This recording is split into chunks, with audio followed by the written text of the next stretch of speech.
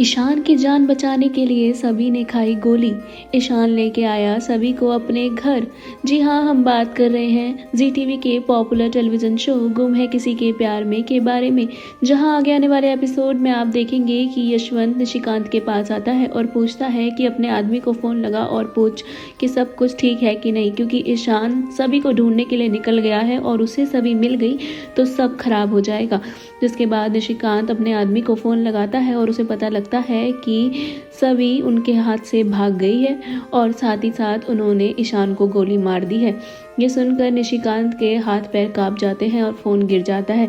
जिसके बाद यशवंत निशिकांत से पूछता है कि क्या हुआ है और निशिकांत बताता है कि सभी फरार हो गई है और ईशान वहां पहुंच गया था सभी को लेने और गुंडों ने ईशान को गोली मार दी है। जिसके बाद यशवंत काफी हैरान हो जाता है और एकदम से बेड पर बैठ जाता है और साथ ही साथ उसे निशिकांत पर बहुत गुस्सा आता है।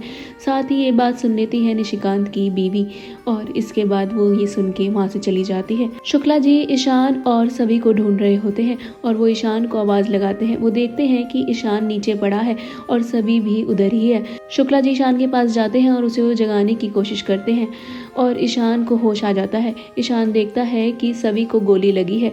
ईशान को याद आता है कि सभी ने उसकी जान बचाने के लिए खुद गोली खा ली थी।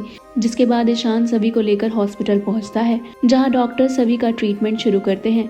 शुक्ला जी ईशान के पास फॉर्म लेके आते हैं फॉर्म भरने के लिए और ईशान फॉर्म में अपना नाम लिखता है हस्बैंड की जगह। शुक्ला जी ये देखकर हैरान होते हैं और उन्हें पता लगता है कि ईशान ही सभी का पति है। दूसरी ओर रीवा की मॉम रीवा की सारी यादों को जला रही होती हैं, उसका शादी का जोड़ा जला रही होती हैं और रीवा को गुस्सा आता है। वो सारी की सारी चीज़ें उठा लेती है और कहती है कि कोई हाथ नहीं लगाएगा इन्हें और साथ ही साथ वो पुणे जाने से भी मना कर देती है। सुरेखा निशिकांत से सवाल करती है और पूछती है कि उसका यह ईशान कहाँ है और उसे गोली कैसे लगी। निशिकांत बोलता है कि वो लोग वहाँ गए थे वापस ढूंढने ईशान को और वो उन्हें वहाँ नहीं मिला। जिसके बाद सुरेखा कहती है कि मैं अपने ईशान को खुद ढूंढ कर लाऊंगी। सुरेखा घर से जाने लगती है। यशवंत और निशिकांत दोनों सुरेखा को रोकते हैं। दूसरी ओर ईशान ले आता है सभी को घर पर और जब वो उसे अपनी गोद में उठाकर, क्योंकि सभी बेहोश होती है, और लेकर अंदर आ रहा होता है तो उस दौरान गेट पर रंगोली पर पानी पड़ा होता है और ईशान उन्हीं पर पैर रखते हुए अंदर आता है, जिसके चलते सभी का गृह प्रवेश होता है।